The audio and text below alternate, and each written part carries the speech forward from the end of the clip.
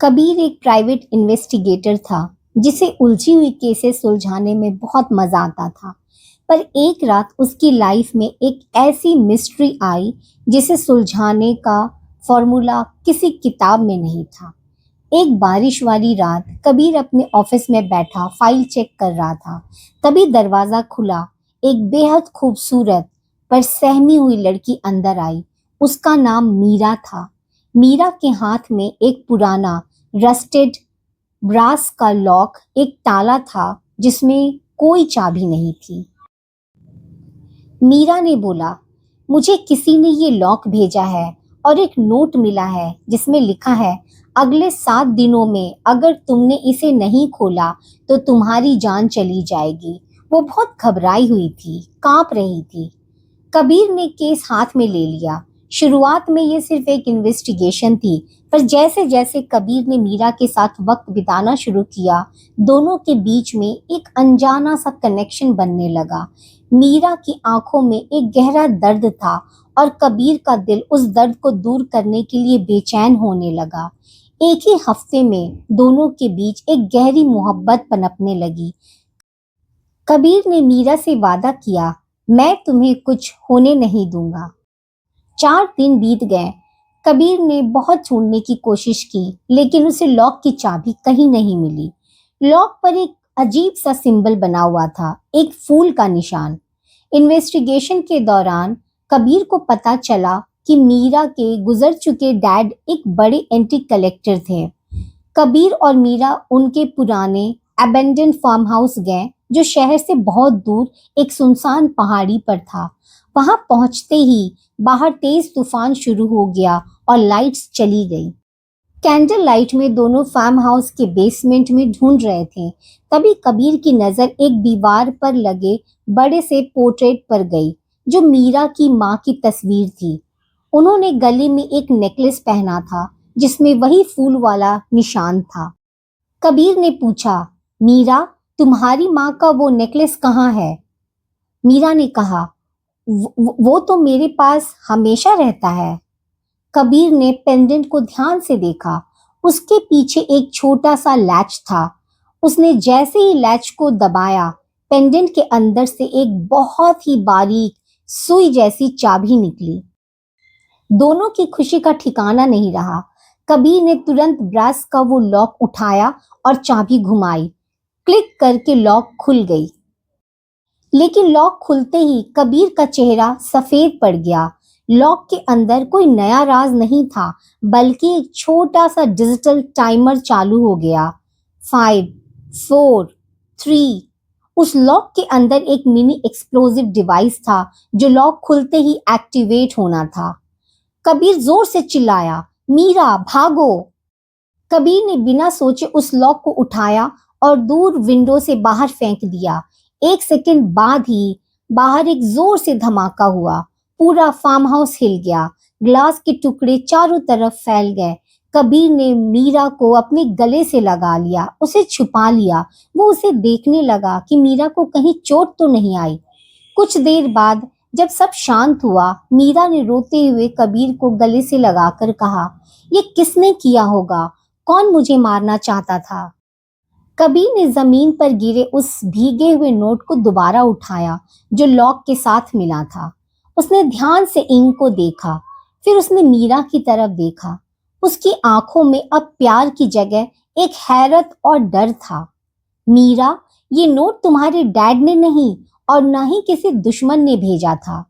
कबीर ने धीरे से कहा, यहाँ इस नोट पर जो सिग्नेचर स्टाइल है वो तुम्हारे उस स्टेप ब्रदर की है जो 5 साल पहले गायब हो गया था और जिसे सब मरा हुआ समझते थे। उसने ये गेम इसलिए रचा ताकि तुम डर कर फार्म हाउस में आओ और यहाँ छुपा तुम्हारे डैड की वसीयत का राज खुल सके। तभी अंधेरे कॉर्नर से एक ताली बजने की आवाज आई। फार्म हाउस के दरवाजे पर एक साया खड़ा था। उसके हाथ में एक गन थी। कमाल है कबीर, तुमने केस तो सुलझा लिया, पर अब तुम दोनों यहाँ से जिंदा वापस कैसे जाओगे? अंधेरे से निकलकर मीरा का भाई रोहन सामने आया। उसके हाथ में गन चमक रही थी। कबीर तुरंत मीरा के आगे खड़ा हो गया और बोला, मीरा, मेरे पीछे रहो। पर मीरा ने कबीर को पीछे नहीं धकेला। वो आहिस्ता से कबीर के पीछे से निकली। उसके चेहरे पर डर का मुस्कुराहट गायब हो चुका था।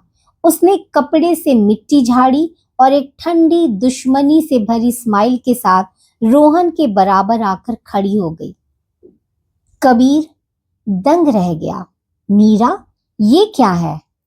मीरा ने रोहन की गन अपने हाथ में ली और उसे कबीर पर तान दी। उसने सख्त आवाज में कहा, सॉरी कबीर, पर इस गेम का हिस्सा तुम शुरू से थे, बस तुम्हें पता नहीं चला।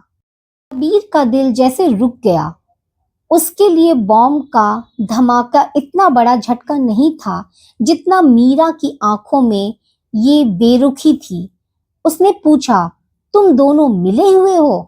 पर वो बॉम्ब असली था, पर टाइमर 5 सेकंड का नहीं, 30 सेकंड का था। रोहन ने हंसते हुए कहा, हमें बस ये पक्का करना था कि तुम हमें इस लॉकर तक पहुंचाओ।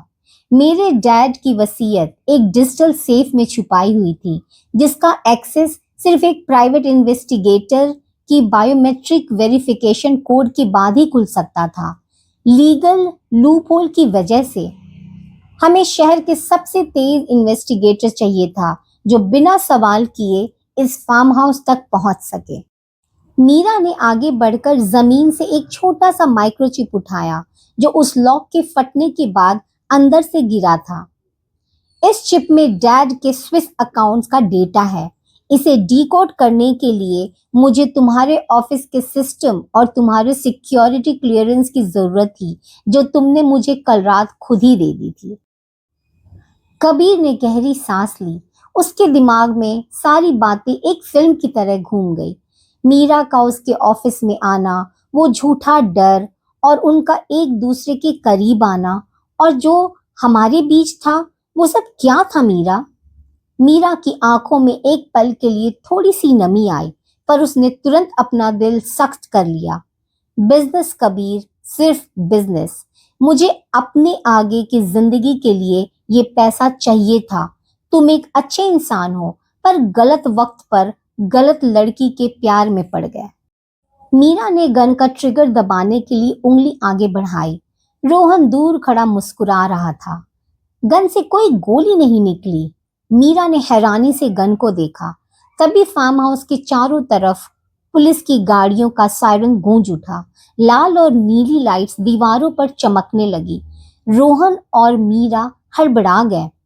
कबीर ने धीरे से अपनी पॉकेट से गन की ओरिजिनल मैगजीन निकाली और उसे टेबल पर रख दिया। उसने मुस्कुराते हुए कहा, मीरा, तुम एक अच्छी एक्ट्रेस हो, पर तुमने एक इन्वेस्टिगेटर के दिल से ज्यादा उसके दिमाग को अंडरवैल्यू कर दिया।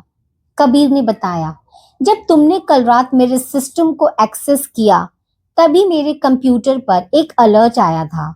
मैंने तुम्हारे बैकग्राउंड की जांच की और मुझे तुम्हारे और रोहन के बैंक अकाउंट्स के बीच का लिंक मिल गया था। मैं इस फार्म हाउस में सिर्फ बॉम्ब ढूंढने नहीं, बल्कि तुम दोनों को एक साथ रंगे हाथ पकड़ने आया था। तुम्हारी गन की सारी गोलियां मैंने तभी निकाल दी थी जब हम बेसमेंट में ढूंढ रहे थे। दरवाजा तोड़कर पुलिस अंदर आई और उन्होंने रोहन और मीरा को घेर लिया।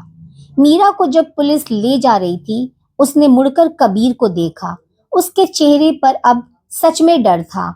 कबीर ने उसकी तरफ देखा। उसकी आंखों में न नफरत थी न प्यार, सिर्फ एक गहरा सन्नाटा था। उसने एक आखिरी बार बारिश की तरफ देखा और बिना मुड़े वहां से निकल गया। मिस्ट्री सुलझ चुकी थी, पर कबीर का दिल हमेशा के लिए एक राज बन गया था।